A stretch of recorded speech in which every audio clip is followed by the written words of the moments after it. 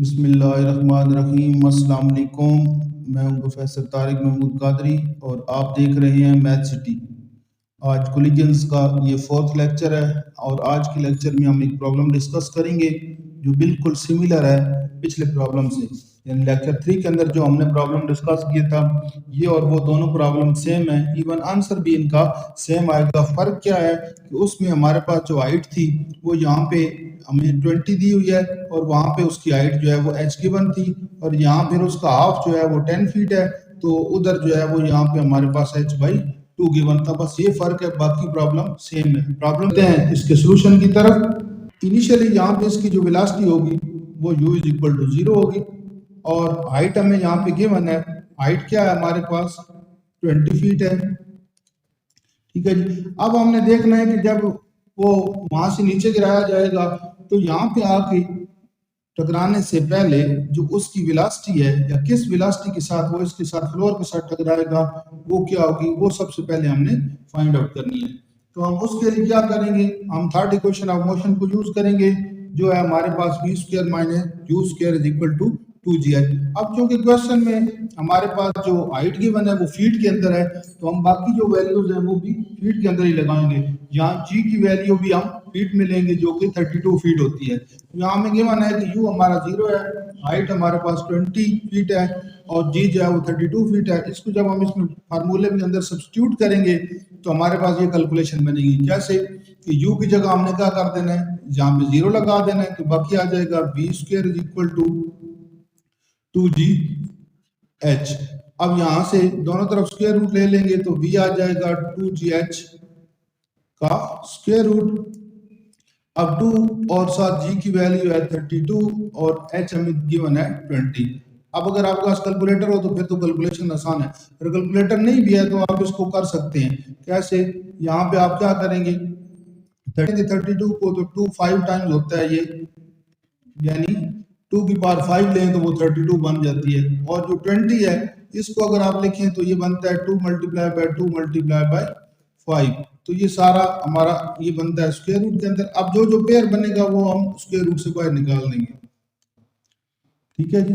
तो ये हमारे पास ये एक पेयर 2 3 और 4 दफा, तो 4 हमारे पास पेयर बनेंगे 2 के, वो चारों बाहर आ जाएंगे और बाकी 5 बच जाएगा। तो ये अगर इसको मल्टीप्लाई करवाएंगे तो ये हमारे पास आ जाएगा 16√5। इसका मतलब है इस वेलोसिटी के साथ यहाँ पे जो हमारे पास v आएगा वो 16√5 आ जाएगा फीट पर सेकेंड। इस वेलोसिटी के साथ वो मीन के साथ टकराएगा, यानी velocity on reaching the floor is equal to 16 × √5 feet per second होगी।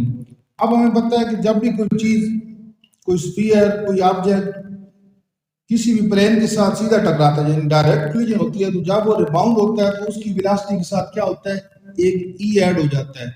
यानी 16√5 है तो उसके साथ 16e√5 हो जाएगा या 16√5e हो जाएगा, यानी एक e ऐड हो जाता है। ये हमने जो लेक्चर नंबर हमारे पास 2 था उसके अंदर हमने ये सारी चीजें डिस्कस की थी। यानी v is equal to EU होता है। u क्या है, यानी जिस वेलोसिटी के साथ वो टकरा रहा है और जब रिबाउंड होगा तो साथ e आ जाएगा। तो ये अब यहाँ पे ये है तो जब हिट होके वापस जाएगा तो हमारे पास ये बन जाएगा 16√5 e इसकी वेलोसिटी में। इस वेलोसिटी के साथ ये ऊपर जाएगा और वहां पे जाके मैक्सिमम हाइट के ऊपर जब ये जाएगा तो फिर यहाँ पे इसकी वेलोसिटी जो है वो फिर 0 हो जाएगी। अब उस वेलोसिटी के साथ फिर ये वापस आएगा। अब जब दोबारा ये ग्राउंड के पास आएगा तो उस वक्त उसकी वेलोसिटी यही होगी 16√5e। अब इस वेलोसिटी के साथ जब ये यहाँ पे प्लेन के साथ टकराएगा और जब यहाँ से रिटर्न होगा तो फिर हमारे पास क्या होगा, एक और e ऐड हो जाएगा। तो पहले था 16√5, अब ये हो जाएगा साथ e² आ जाएगा। e पहले था तो एक और इसके साथ e आ जाएगा तो ये बन जाएगा e²। और इस वेलोसिटी के साथ वो ऊपर जाएगा और मैक्सिमम हाइट पे पहुंचेगा तो यहाँ उसकी वेलोसिटी जो है वो 0 हो जाएगी।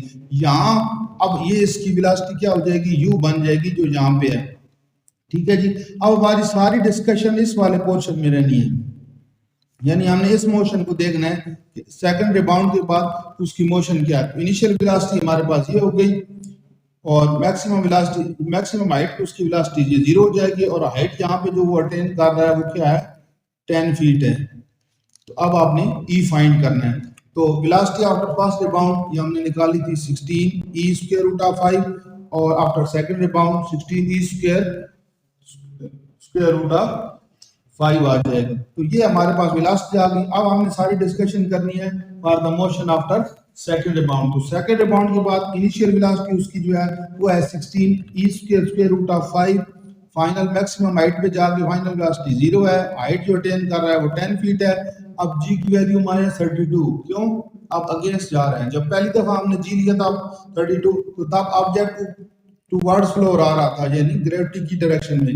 अब यहाँ पे जी की वैल्यू जो है वो -32 हो जाएगी, क्यों कि ये अब अगेंस्ट द ग्रेविटी जा रहा है। अब वही फिर थर्ड इक्वेशन ऑफ मोशन लगाएंगे, उसके अंदर ये वैल्यूज हम सब्स्टिट्यूट करेंगे। v 0 है, u की जगह 16 ई स्क्वायर रूट ऑफ 5 आ जाएगा 2, और यहाँ पे g की जगह -32 और h जो है वो 30, सॉरी h जो है वो 10 है हमारे पास। ये माइनस माइनस से कैंसिल हो जाएगा। बाकी इसको हम कैलकुलेट करेंगे, 16 का स्क्वायर जो है वो लेंगे और साथ 5 से मल्टीप्लाई करवाएंगे, ठीक है जी। तो ये हमारे पास 1280 आ जाएगा। ई का स्क्वायर और स्क्वायर रूट है तो ये सॉरी डबल स्क्वायर है तो ये 4 हो जाएगा। ये स्क्वायर रूट से कैंसिल, 16 का स्क्वायर लेंगे और फिर 5 से मल्टीप्लाई करवाएंगे, ये हमारे पास आ जाएगा। इसको जब आप मल्टीप्लाई करवाएंगे 32 को 2 के साथ 64 और 10 से मल्टीप्लाई करवाएंगे तो ये आ जाएगा। यहाँ से एक जीरो बेशक इस तरह ही काट दें। तो यहाँ पे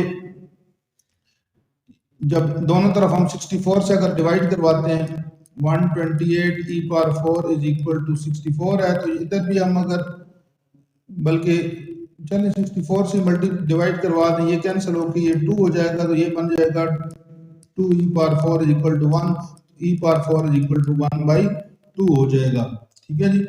अब हमें ये नहीं चाहिए ऊपर वाला 4, तो हम e की पावर 4 के ऊपर हम क्या करेंगे 1/4 ले लेंगे, तो दूसरी तरफ भी हमें 1/4 ही लेना होगा, तो ये कैंसिल हो जाएगा। तो यहाँ e की वैल्यू हमारे पास आ जाएगी 1/2 और ऊपर 4th रूट। 1 का तो 1 ही होता है, रूट भी जो मर्जी पावर ले लें तो 1, तो ये फाइनली हमारे पास e is equal to 1/4 root of 2 आ जाएगा। तो पिछले प्रॉब्लम में भी सेम यही हमारे पास आंसर आया था। उम्मीद है आपको समझ आ गई। आप पिछला प्रॉब्लम जरूर देखें, लेक्चर नंबर 3, उसमें बहुत डिटेल से मैंने डिस्कस केस को थोड़ा जल्दी कर दिया ताकि टाइम की बचत हो सके। तो उसमें मैंने डिटेल डिस्कशन किया और बिल्कुल सेम प्रॉब्लम है, सिर्फ हाइट का फर्क है, वहाँ h है, यहाँ 20 है, वहाँ h/2 है, यहाँ 10 है, बाकी सारी कैलकुलेशन सेम है। तो उम्मीद है आपको समझ आ गई होगी। और अगर आप इस चैनल पे नए हैं तो यकीनन आपने इसको सब्सक्राइब कर दिया होगा, अगर नहीं किया तो बिल्कुल एक क्लिक करें और सब्सक्राइब करें, साथ लगे बेल आइकन पे क्लिक करें ताकि हर लेक्चर की जो अपडेट है वो आप तक पहुंचे। वीडियोस को ज़्यादा से ज़्यादा शेयर करें ताकि बहुत सारे स्टूडेंट्स इससे मुस्तफीद हो सकें। तो आज के लेक्चर में इतना ही, मिलते हैं नेक्स्ट लेक्चर में अगले प्रॉब्लम के साथ। अल्लाह हाफिज़।